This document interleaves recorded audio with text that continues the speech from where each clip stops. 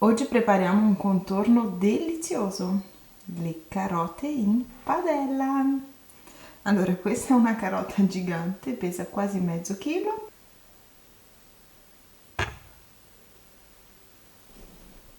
Ho già lavato la carota, vado a rimuovere l'estremità. E siccome è molto grande, preferisco tagliarla in due parti.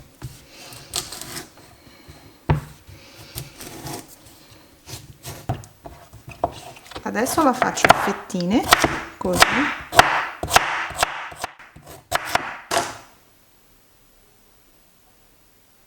Aggiungiamo le carote in una padella senza niente, un pizzico di sale, 120 ml d'acqua,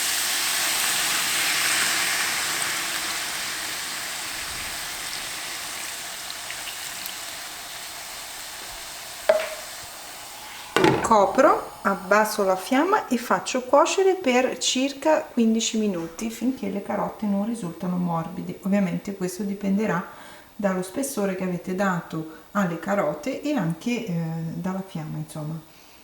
Basta controllare con una forchetta, quando sono morbide possiamo continuare con la ricetta. Intanto le lascio cuocere, poi vi faccio vedere.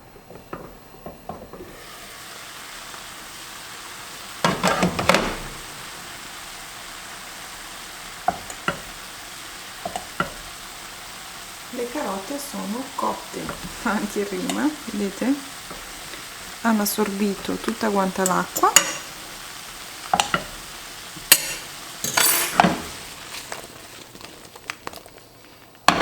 Ed ora il segreto delle mie carote in padella. Eccolo qua, formaggio erborinato al peperoncino. Va benissimo anche il gorgonzola, insomma.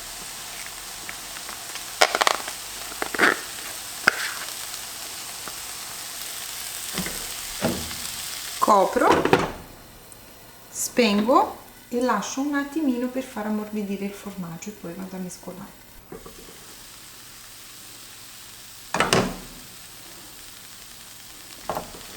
E adesso mescoliamo.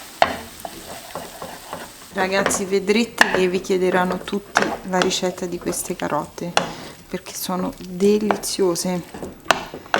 Servitele con un po' di pane tostato e in pochi minuti avrete un'ottima cena perché abbiamo le proteine del formaggio, le verdure e i carboidrati che otteniamo con il pane. Ragazzi, per me sono spettacolari queste carote, le mangerei addirittura a colazione. Guardate l'acquolina che si forma sul fondo della padella.